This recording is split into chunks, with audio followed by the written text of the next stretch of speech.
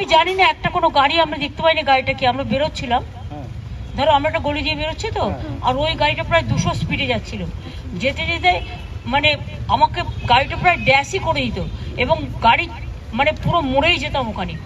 ওখানে আমার যে ড্রাইভার ছিল পুলিশের, আমার যে ড্রাইভ করছিল সে, কারণ আমাদের তো হেলিকপ্টারে আসার কথা ছিল, আমরা আসিনি ওয়েদারের জন্য, ও সঙ্গে সঙ্গে ব্রেকটা কষে এবং বুদ্ধিমানের কাজ করে ব্রেকটা কেসেছে। দেখুন, গাড়ির গতি ভারতবর্ষে 200 কিলোমিটার হয় কি না বা পৃথিবীতে আমি জানি না, কিন্তু প্রশ্ন হচ্ছে যে ধাক্কা মেরেছে, গণ্ডগোল হয়েছে, ওনার গাড়িটাকে মেরেছে। এখন উনি বিমানে চললে বিমান দুর্ঘটনার ভয়, গাড়িতে চললে দুর্ঘটনার ভয়, তো যাবেন কোথায়? আর কেন এরকম হচ্ছে? কেবল খবর করার জন্য কি? যদি সত্যি হয়ে থাকে তো ভগবানের আশীর্বাদ, বেঁচে গেছেন উনি, কিন্তু উনি তো পুলিশ মন্ত্রী, আইন শৃঙ্খলা প্রশাসন ট্রাফিক এগুলো ওনার হাতেই পড়ে। তো তিনি যদি সুরক্ষিত না হন, বাকি সমাজের আমাদের আপনাদের কি অবস্থা হবে?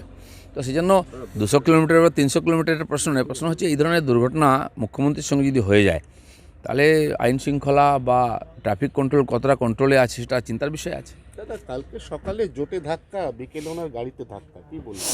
কিন্তু ওনার জোটের ধাক্কা বা গাড়িতে ওনার মনের ধাক্কাটা আপনি সামলাতে পারছেন কিনা, বুঝতে পারছেন কিনা?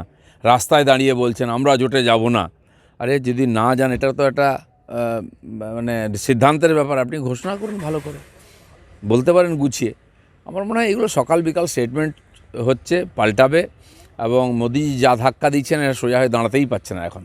মহামহিম রাজ্যপালকে কালকে কলকাতা বিশ্ববিদ্যালয়ে গিয়ে একই সঙ্গে এসএফআই এবং টিএমসিপির তীব্র কটাক্ষের মুখে পড়তে হলো, এটা কি শোভনীয়?